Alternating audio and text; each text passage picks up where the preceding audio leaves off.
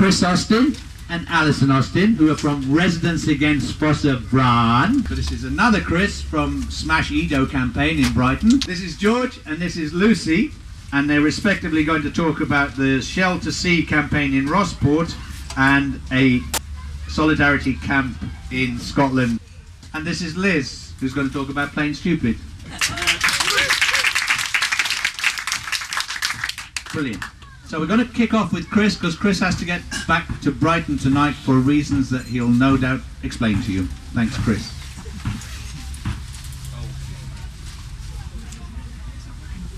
Okay, I'm Chris from the Smash EDO campaign. I'm going to be really brief because I do have to rush off. Yeah, I mean, the Smash EDO campaign is an example of concerted campaign which has lasted for years. It's lasted for 5 years now, and it's always had support from the local community. Smash EDO is a campaign against the arms factory in Brighton called EDO MBM. EDO MBM manufactures components for the Israeli military. The campaign's always said that we'll be there until EDO aren't. We won't stop campaigning until the factory closes down or stops making weapons in Brighton. I think that's a really important thing about the Smash EDO campaign, that it's not a symbolic action, it's not an action to raise awareness or anything like that. It's an action to cause economic damage to the factory and to shut the factory down. And we've had local support throughout the 5 years that we've been campaigning. We started by holding public meetings around Brighton. We've had lots of, lots and lots of people in the community have been involved in the campaign over the years. Often I think campaigners are kind of downhearted when they don't have numbers on demos, etc. We actually haven't had huge numbers on our regular demos over the years.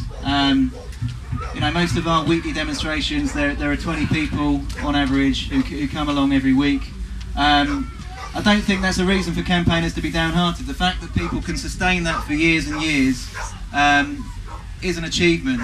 And having protesters outside the EDO MBM factory every week has led the factory to feeling under siege. Think that they do something normal for a living. Can't think that making weapons in Brighton is an acceptable thing to do. So whenever we've encountered repression, we've talked about it, we've tried to get it in the press, and we've tried to call out to other activists around the country to come and support us.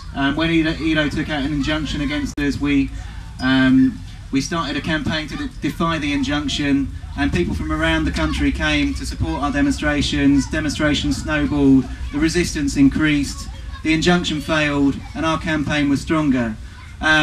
So, I mean, I think that's a lesson to be learned, that whenever you encounter repression,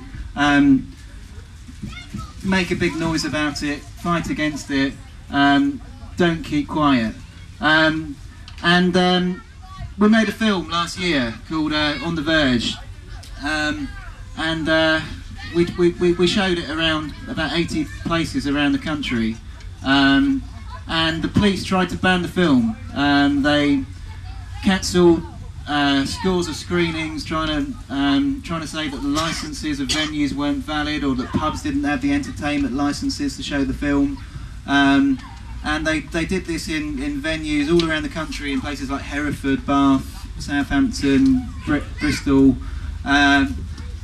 This was a joined-up police operation to try to stop a film about local campaigning getting shown. And this joined-up police operation completely failed. The fact that the police were saying that people couldn't come to see the film meant that people wanted to come and see it. We got national press coverage of the cat-handed police repression of the film.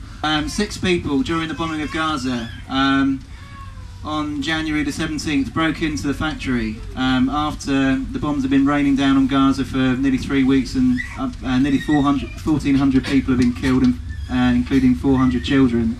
And they broke into the factory and caused up to £300,000 worth of damage, throwing computers out of windows, throwing filing cabinets out of windows, and breaking every single piece of machinery in the factory. And our big campaign at the moment is a support campaign for them, support the decommissioners, and that's what they've come to be called. One of them's still in prison. He's called Elijah Smith. He's currently in Lewes prison. He's going to be moved back to Bristol next week. And there's some flyers at the welcome tent where you can find his address to write to him. It's really, really important to support the people going through that process, going through that court case. Their defence is going to be that they were entitled to do what they did because of EDO's complicity in war crimes being carried out by the Israelis.